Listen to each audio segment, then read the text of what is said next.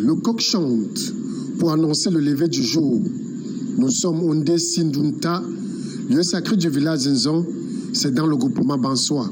Ce jour du mois de janvier est consacré au sacrifice. La cérémonie de chaque année qu'on fait ici pour demander la bénédiction à tous les enfants d'un bas monsieur en général, sans exception. Tout commence par la purification du site avec du sel, suivi de quelques incantations et méditations avec les ancêtres par un initié du village.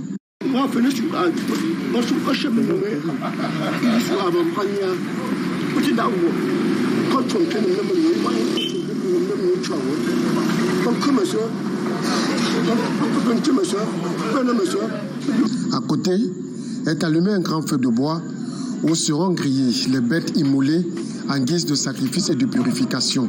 Le site est fait des arbres et des arbustes repartis dans différents coins de la chefferie, représentant ici chacun des membres de la famille royale déjà partis. Sur chacun des arbres, du sel, de l'huile rouge, de la cola et du jujube sont déposés pour intercéder auprès d'eux. À travers nos ancêtres que nous intercédons devant Dieu. Aujourd'hui, il est pour nous question de communier, de démontrer à la jeunesse que il faut faire un retour aux sources. Par la suite, les bêtes immolées et brisées seront découpées, puis mises dans une calebasse mélangée à l'huile rouge, partagée ainsi à tous ceux qui y sont présents par la main gauche. En réalité, tout le pouvoir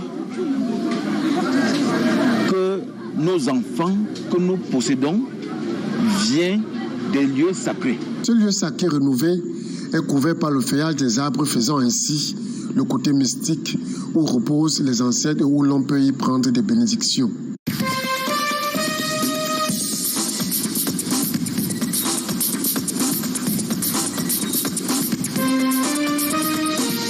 En visite de travail à la prison principale d'Edéa, le préfet de la Sanaga-Maritime annonce la réouverture du centre d'alphabétisation. Cyril Ivan Abondo a pour l'occasion sensibiliser les pensionnaires de cette prison principale sur le respect des mesures d'hygiène et de salubrité en cette période de la Covid-19. Croyez-moi, je vais saisir les autorités en charge de l'éducation pour que le centre d'alphabétisation puisse voir le jour pour la formation des jeunes. Comme vous le savez, la santé passe d'abord par la propreté, par l'eau. Nous continuerons à vous soutenir et à faire ce qu'il faut pour que le milieu soit vivable. Au regard du comportement exemplaire de ces détenus, le régisseur de la prison principale d'Edéa a interpellé les familles et les âmes de bonne volonté à plus d'assistance à l'endroit de ces personnes incarcérées. La majorité a changé positivement et je suis très heureuse que ces changements soient encouragés par des personnes de bonne volonté et sans arrière-pensée. Toute porte où je cogne, les portes sont ouvertes. Au cours de cette visite du préfet, les détenus ont mis du show.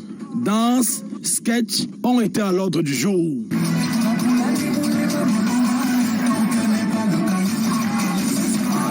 Les toilettes de la prison nouvellement réhabilitées ont été mises en service. Vous avez là une belle œuvre. C'est à vous de l'utiliser à bon escient. Construite en 1933 pour abriter 80 pensionnaires, la prison principale de DA, c'est 450 détenus aujourd'hui.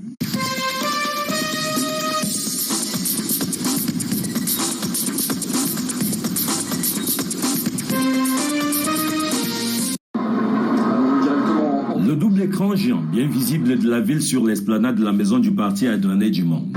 On se croirait dans un stade. Zanmelima a prêté un fanzon spécial à l'occasion du rendez-vous Lions Indomptables du Cameroun sur la camp des Comores. Aussi, à 3 ce ballon, il le fait admirablement. Légèrement touché par Elisa, c'est vrai.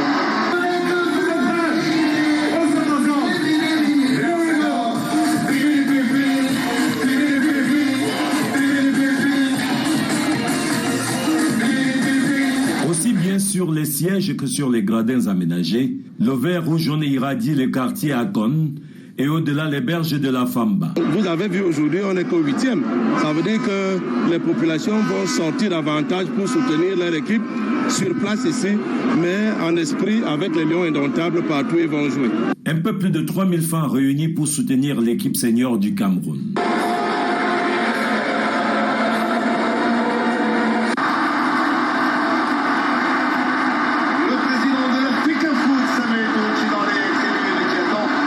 L'après-midi, à la mi-temps et après le match,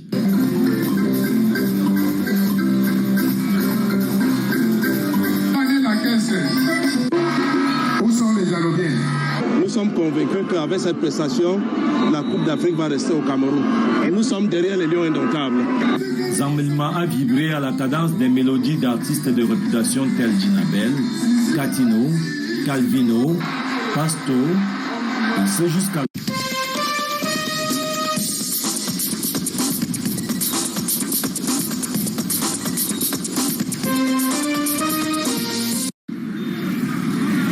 Pas un pas sans ornement de supporters dans la ville de Créby. On veut remporter cette canne, on veut que ça calisse au pays, que ça ne bouge pas.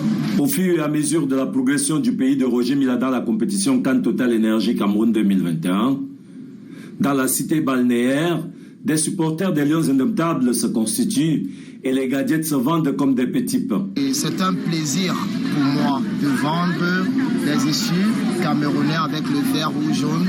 Les fans en viennent, des nombreuses fans, ils achètent et ça me rapporte. Vuvuzela, chapeau, maillot, t-shirt, bandeaux et foulards inondent les rues et marchés. Moi j'ai par exemple un ensemble de lions, maillot short. J'ai même acheté pour les amis et j'ai le vuvuzela. Il y a même des secteurs marchands réservés. J'ai préféré vendre ça parce que je veux encourager le Cameroun, aller en avant, remporter cette coupe, on est déjà meilleurs.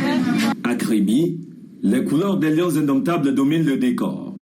L'océan déborde toujours de vagues et les louangeurs du Cameroun de joie. Bravo, bravo, bravo, bravo, bravo, bravo.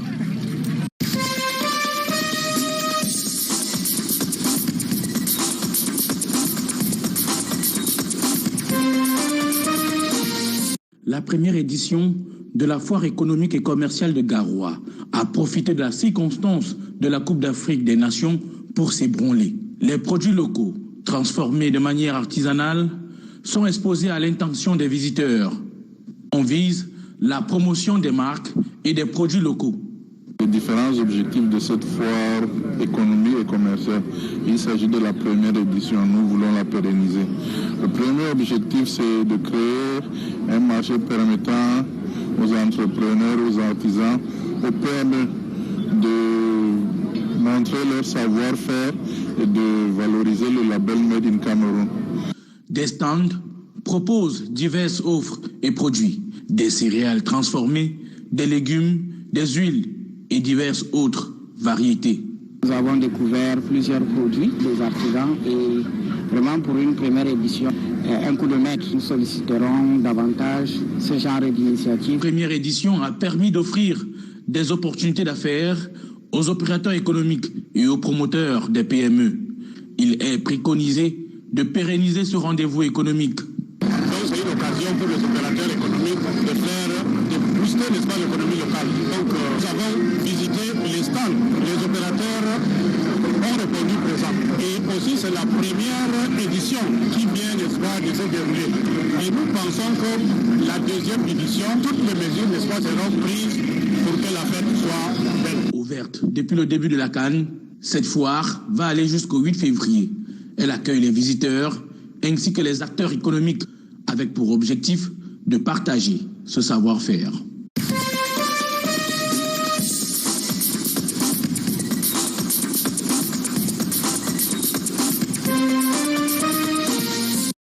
La bonne collaboration entre population et forces de maintien de l'ordre d'une part et l'efficacité du renseignement d'autre part vient de permettre à la brigade anticriminalité de la division régionale de la police judiciaire de l'Ouest d'appréhender un présumé gang spécialisé dans la cybercriminalité, le grand banditisme, les agressions et autres. Ils sont ici présentés à la presse à Bafoussam. Elle était la bande spécialisée dans les cambriolages dans les domiciles ainsi que des agressions des populations. Ce qui fait que depuis un certain temps, ce groupe mettait la terreur au sein de la population et rendait cette population dans un état de psychose. Je puis vous dire que depuis qu'on a stoppé ce groupe, la population ne cesse d'applaudir et vivre en toute quiétude. Ils sont 5 au total: Defo Fosso Mébris, Fort Kenneth alias Latri, Abdoulaye Souli alias Abdou, Defo Fongan Symphorien et Toché Fosso Pascal alias le 22, chef du gang. Le conseil que je peux prodiguer et que je continue toujours de prodiguer, c'est de pouvoir faire confiance à la police camerounaise, et nous sommes là pour protéger la population ainsi que leurs biens. Elle n'hésite pas à faire confiance à la police, à venir nous donner des renseignements criminels pour que nous puissions mener des actions fortes pour sécuriser la population. Tous sont des repris de justice, précédemment condamnés pour vol aggravé, agression dans les lieux publics et autres. Avec un prime des bulletins consistant, écoulé au sein des réseaux principalement basés dans les grandes métropoles Douala et Yaoundé.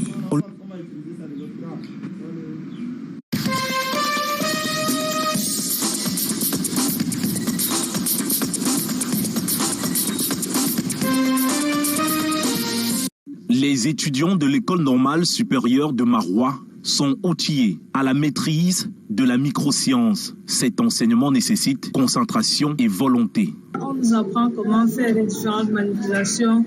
Et là, vraiment, nous-mêmes, nous sommes mis à l'œuvre. Nous sommes en train de manipuler nous-mêmes. Donc, nous voyons comment ça se passe pour mieux expliquer aux élèves sur le terrain. Sur le terrain, on pouvait donc rencontrer des difficultés telles que, lorsque tu enseignes par exemple la propriété de Pythagore, l'enfant, dans ce sens, ne retient pas vite.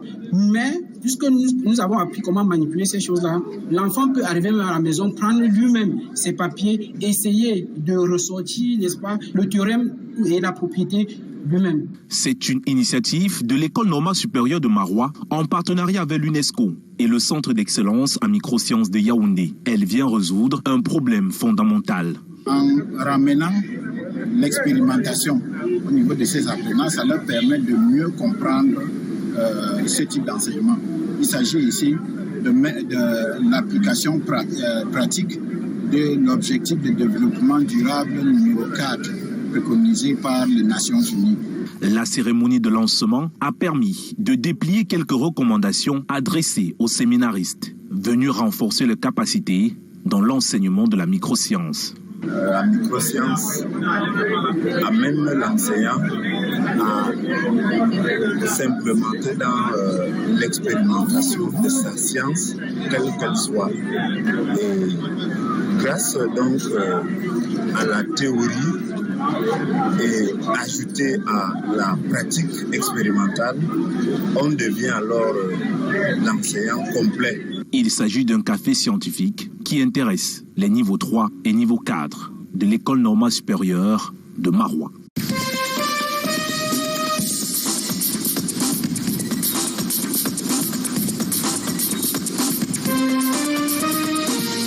Ces élèves vont devoir s'habituer à voir leurs enseignants porter des vêtements traditionnels chaque 24 janvier de l'an. Ce matin, il y a urgence à les inviter à mieux s'approprier leur culture.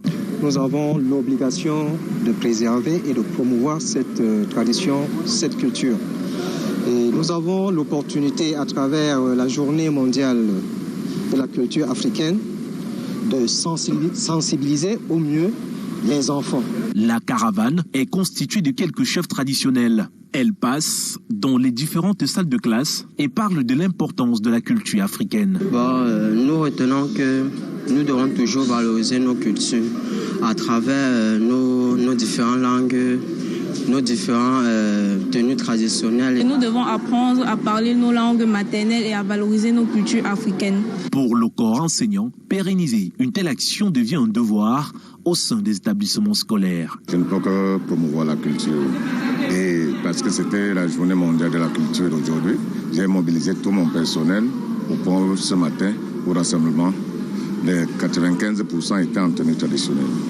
Nous avons une discipline qui s'appelle culture et langue nationale, avec des enseignements qui leur sont disposés au moins 2 heures par semaine. L'action du jour est menée dans le cadre de la Journée mondiale de la culture africaine, qui se célèbre tous les 24 janvier à travers le monde. Ainsi, le lycée de Bonasama, le lycée polyvalent de Bonabéry et le lycée bilingue de Bonabéry, dans l'arrondissement de Douala 4e, viennent de bénéficier de cette première campagne sur la valeur de la culture africaine.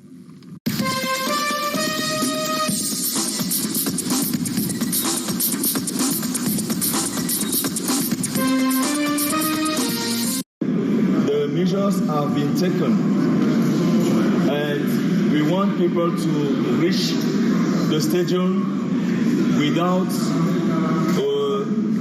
taking bags or other tools that can hinder the good functioning of this match. We are also appealing our population here in the Littoral region as a whole and in Douala in particular to say that the door of this Japoma Stadium has to be open as from 12 p.m. to let me say 5 p.m. in the afternoon. And it's better for you to go directly to the stadiums now because around 3 p.m. The main roads will be closed and people will have some hindrance because of this particular day.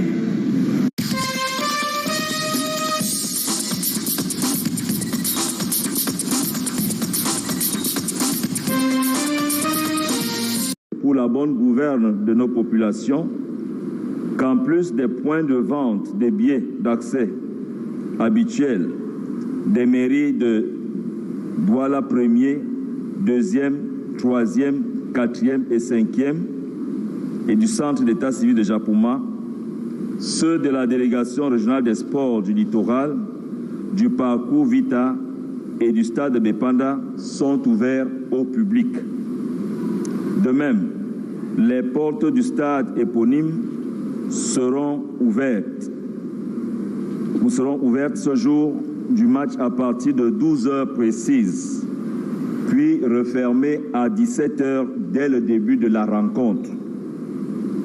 Aussi, à titre de rappel, les spectateurs demeurent interdits du port des nourrissons, des sacs à main ou à dos, des bouteilles et autres objets dangereux ou encombrants et sont priés d'observer des mesures barrières. Au demeurant, tout en condamnant l'envahissement de l'aire de jeu susceptible d'exposer notre pays à des sanctions internationales, le gouverneur de la région du littoral met en garde les éventuels auteurs de ces actes passibles de peine pénale et en appelle au loyalisme et à la discipline de tous pour un encadrement optimal de la Can Total Énergie. Si nous n'évoluons pas de manière disciplinée, nous allons vivre des situations désastreuses. Aussi, je prierai que tous ceux qui doivent aller au stade aillent le plus tôt possible. Il ne sera pas donné aux gens d'arriver en groupe, en fans. Les fan zones, c'est à l'intérieur du stade. Mais quand vous abordez le stade, ce sera la queue leu, l'un derrière l'autre. Pas d'attroupement, je dis bien l'un derrière l'autre. Ticket en main.